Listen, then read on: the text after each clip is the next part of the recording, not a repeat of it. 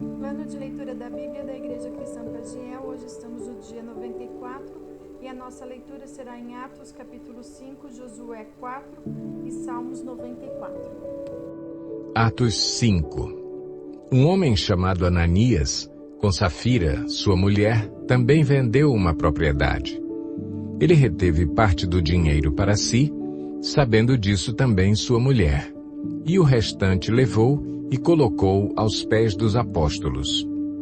Então perguntou Pedro: Ananias, como você permitiu que Satanás enchesse o seu coração ao ponto de você mentir ao Espírito Santo e guardar para si uma parte do dinheiro que recebeu pela propriedade? Ela não lhe pertencia? E, depois de vendida, o dinheiro não estava em seu poder? O que o levou a pensar em fazer tal coisa? Você não mentiu aos homens, mas sim a Deus. Ouvindo isso, Ananias caiu morto. Grande temor apoderou-se de todos os que ouviram o que tinha acontecido.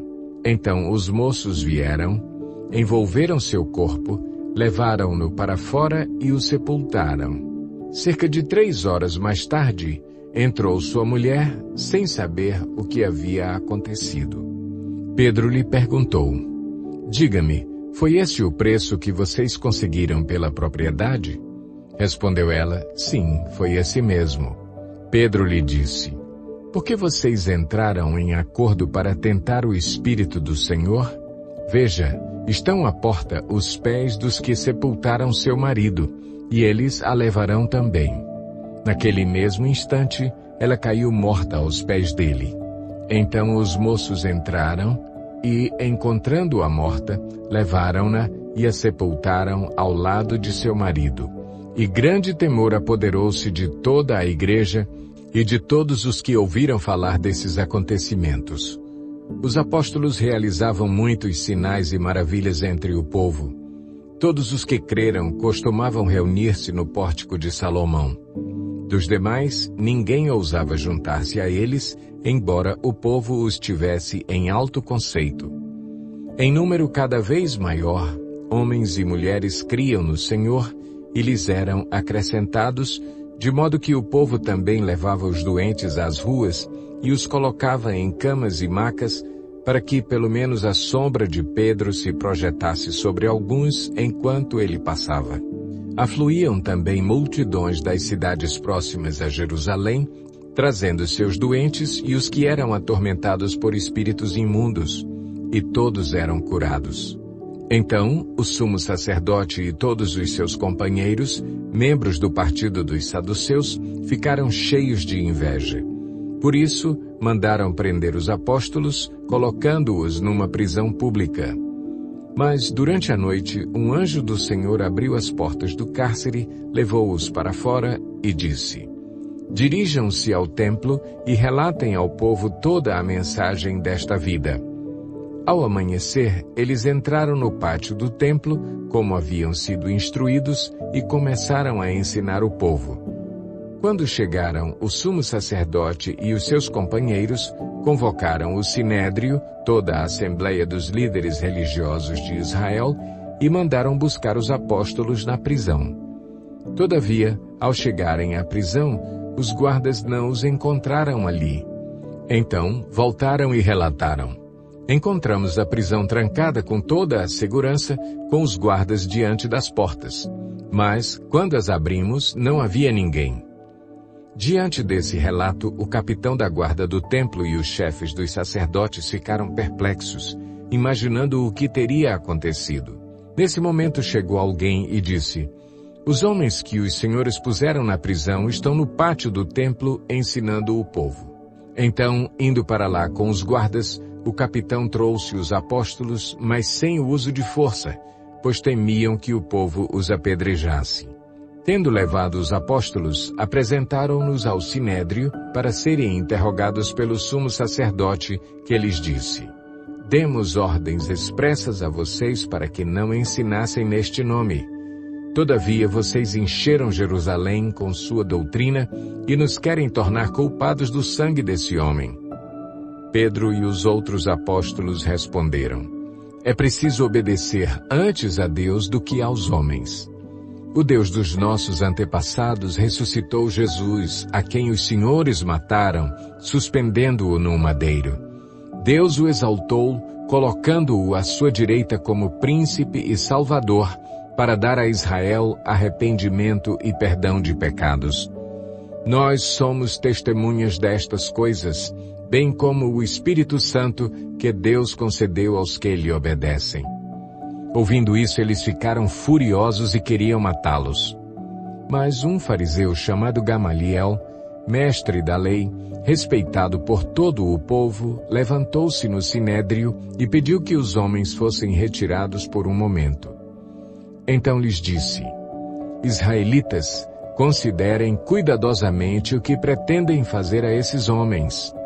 Há algum tempo, apareceu Teudas, reivindicando ser alguém, e cerca de 400 homens se juntaram a ele.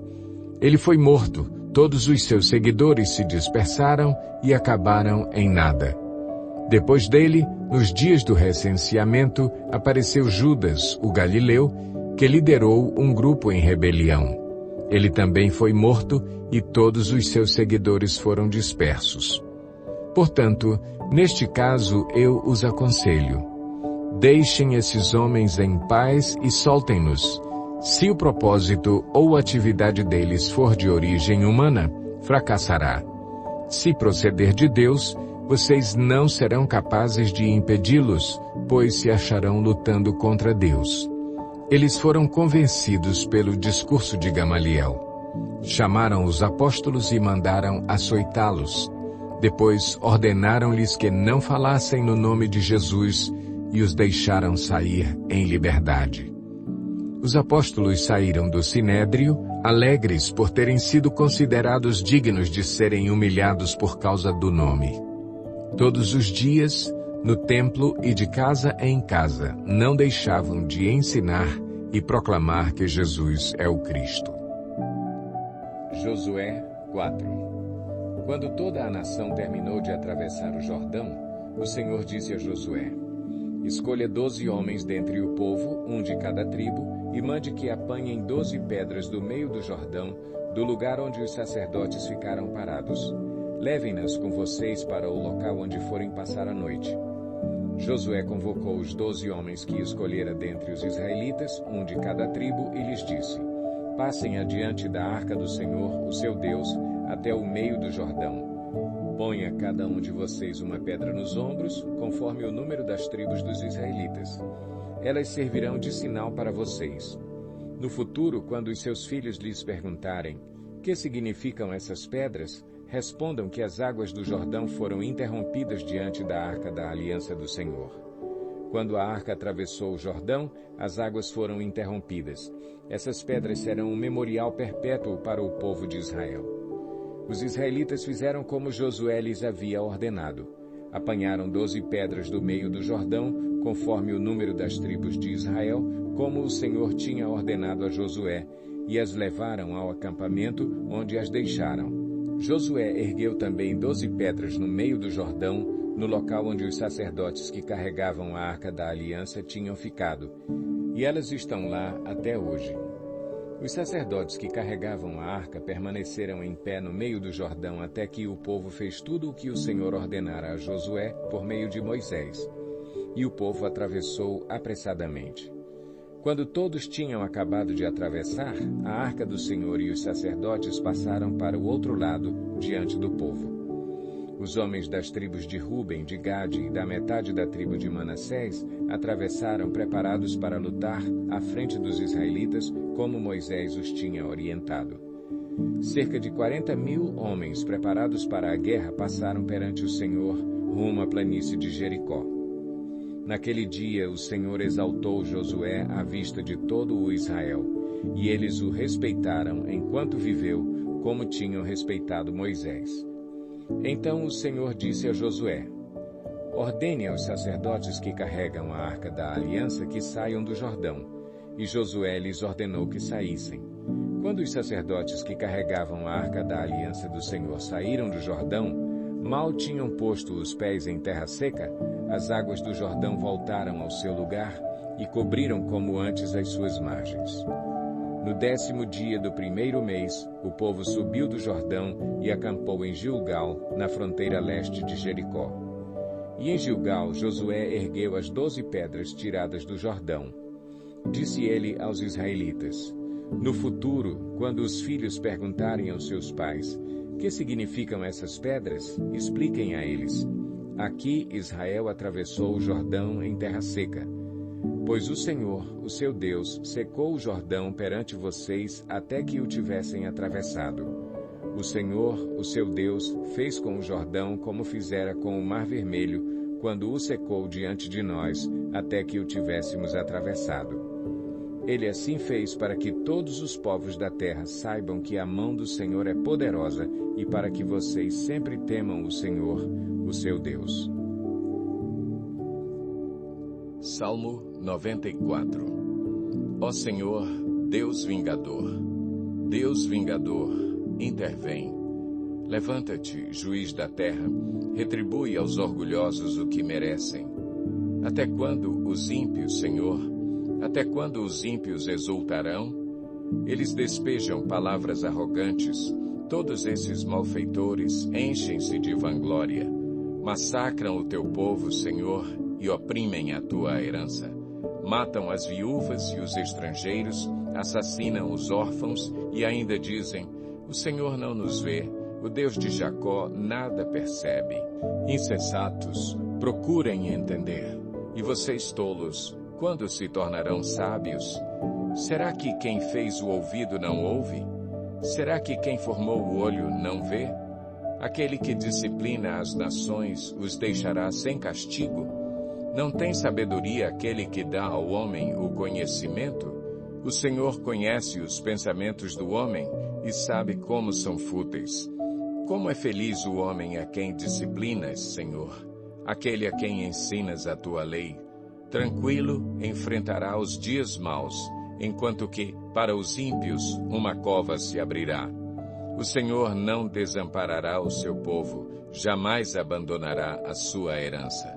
Voltará a haver justiça nos julgamentos, e todos os retos de coração a seguirão. Quem se levantará a meu favor contra os ímpios?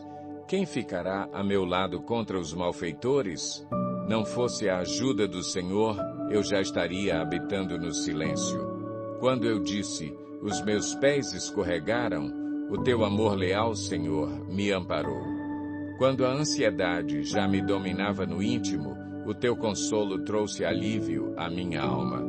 Poderá um trono corrupto estar em aliança contigo? Um trono que faz injustiças em nome da lei? Eles planejam contra a vida dos justos e condenam os inocentes à morte. Mas o Senhor é a minha torre segura. O meu Deus é a rocha em que encontro refúgio. Deus fará cair sobre eles os seus crimes e os destruirá por causa dos seus pecados. O Senhor, o nosso Deus, os destruirá.